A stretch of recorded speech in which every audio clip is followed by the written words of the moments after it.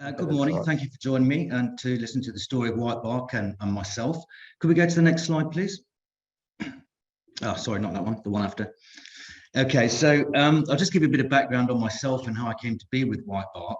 About 15 months ago, I got a call to do an independent geological review of an asset in Canada called the Wizard Lake Oil and Gas Field, which I did conduct. And at the end of it, they asked me what I thought of it. And my conclusion was that it had been hit by things like COVID, but the field was good, the geology was exciting, and that I really liked the asset. And at that point, the custodians asked me to come in then, if I was so confident, and take the interim CEO position and try and get this company turned around.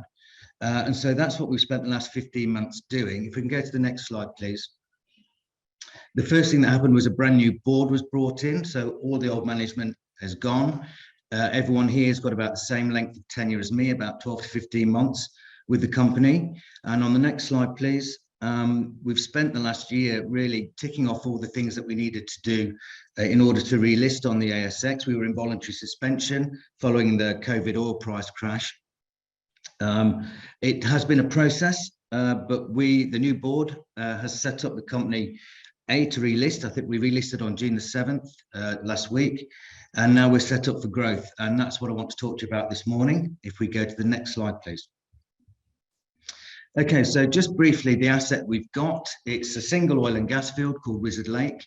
The gas is produced along with the oil, which is quite unusual actually in this area.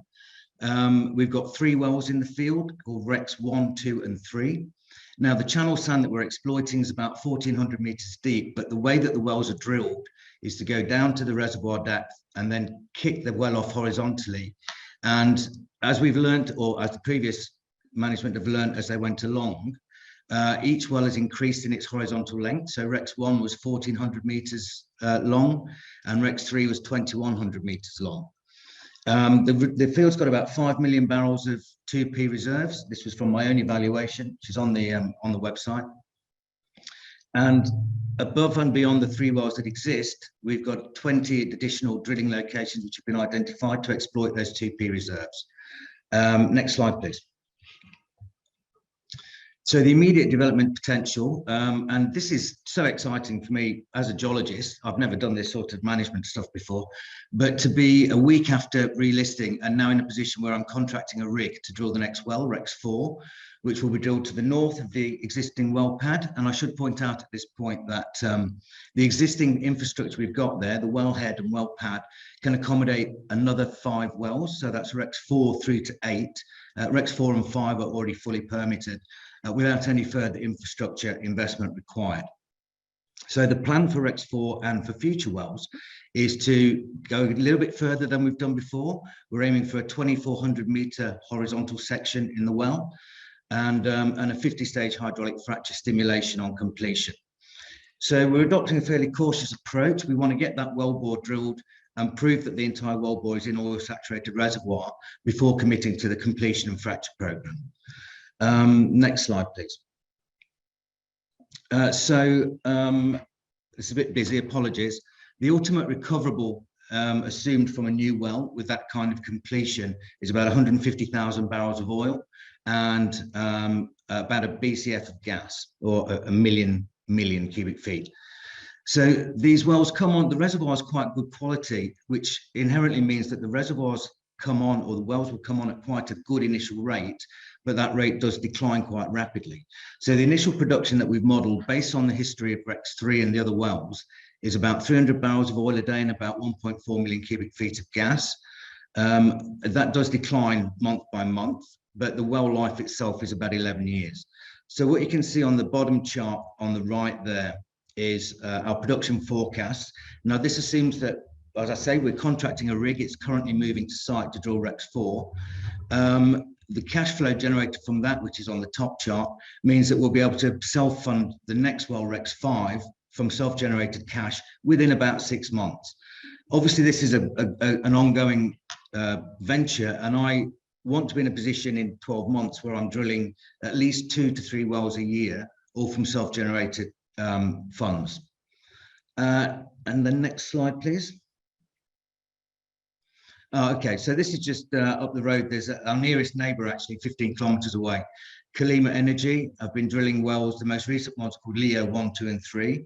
But this is, I like this analogy because they've adopted exactly the same completion strategy that we are going to use for Rex 4 onwards. So additional horizontal length, more frac stages, and letting the wells heal naturally rather than pulling on them as hard as we can. So Kalima's own, and there's a reference there to their website. Kalima's own economics say that a well completed in this way has got an NPV $6.5 to $9 million, depending on the commodity price that you use. Next slide, please. Obviously, there's your price forecast. So commodity prices very strong at the moment. I do the economics based on $85 oil and $4 gas. So everyone keeps telling me I'm being too conservative, which is the only time in my life anyone's ever told me that. But I think that's the final slide. Is there one more? Okay, yeah. So also in Western Australia, we have an asset called the Warrior Gas Field. Now, this is a large, tight gas reservoir. We are looking at ways to create value for the company from that. It's not something that fits with our core strategy right at the moment, but with strengthening commodity prices, there's been a very big increase in activity in the Perth Basin, and we're talking to several parties about how we can possibly create value from this asset. And that, I think, is the end of my presentation. Thank you very much for joining me. Thanks, Simon. Thanks for your time. We actually know the Kalima story pretty well because they've been on the webinar before. Can you talk us through what's going on in the industry in general at the moment? Just because of A, where the oil price is, B, you've obviously funding is potentially difficult now. You've got kind of ESG mandates from a lot of institutions. Can you just talk through the general industry? I read today one of the shale companies was considering going private because there's not a lot of support from the private markets. So did you from the public market? So did you have a view on that? I don't really have a strong view, but what I will say is that we're obviously, with the commodity prices where they are, the industry, the businesses within the industry, such as Whitebark, we're doing well. We're doing a lot better than we were 12 months ago. It means that more marginal features are definitely commercial. And we're looking at expansion through asset acquisition in Canada with neighbouring assets that we can bring the same operations base and experience base to bear on. In terms of the market, I don't know. I mean, today's been a funny day. I wouldn't have predicted it, and I can't explain it. But I do think that oil and gas is it's definitely a place that there's definitely a place for it in a portfolio because it's just going to get bigger. Yeah, well, it certainly seems an area where there's a lot of cash flow, and certainly that will attract investors in the long run. So in terms of cash flow, can you talk through, you mentioned kind of self-funding future development from existing cash flows. So can you talk through the kind of economics of how that looks? I can. So the current production, the existing wells, Rex 1 to 3, they're doing about 50 barrels a day and about 800,000 cubic feet of gas a day. It's about 120 barrels of oil equivalent per day. And that generates for us a net operating income of about 200,000 Canadian per month. Now, the incremental difference that drilling Rex 4 will make, because of its initial high production rates, is that will add about 700,000 a month. So it will take our monthly net operating income from 200 to 900,000 over time. And this is using my modest $85 oil scenario. It generates over $4 million Canadian in the first 12 months. And that's enough to pay for Rex 5 through self-generated cash. Obviously, it's a stepwise process. Once we've got Rex 4 in the ground and we can fund Rex 5, then in half the time we can fund Rex 6 from the self-generated cash flow. And you've got some this question here. Maybe you could give us a little bit more color on what is the kind of capex requirement for Rex 3, Rex 4, and Rex 5. And you've also got some options that are expiring. So can you give us a bit more color on the options as a potential source of funding, I suppose?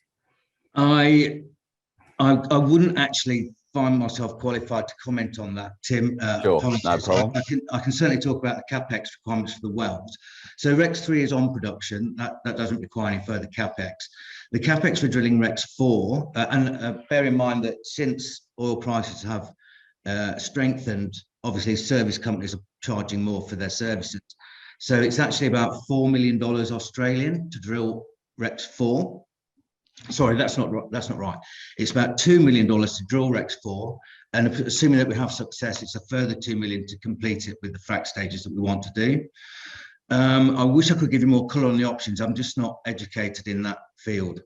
That's okay. We can have a look at that and pass that information on. What about the where the gas is produced? And is it a domestic market, the sales market, or is it international? It is. So we're lucky that we've got the company previously constructed the infrastructure to export gas directly from a pipeline from the wellhead. So the gas goes to a processing company called Petrus. They take out the natural gas liquids, which are selling for $78 a barrel at the moment. And then the gas itself goes to BP, our ultimate customer. The oil is trucked to an intermediary called Tidal, and they sell the oil at market price on an average over a given month. But the Canadian gas market at the moment is very strong. As I said, I'm using a forecast of $4, and it's been over $8 in the last few weeks. Always good to be conservative, we find, these geologists. Now, a final question before we go. Can you give us a kind of a timeline of how you're working? Absolutely. So look, the rig, it's fantastic. I've worked in the North Sea in Australia, and it takes a year to get a rig. In Canada, they just say, what day do you want it? So the rig's ready to move. Unfortunately, unbelievably, it's raining very hard, and they can't move it because of the wet ground. But we're ready to go in the next week or so. I would say that we're going to have the lease dried out and the rig on site. The Rex 4 will take about 12 days to drill the horizontal section.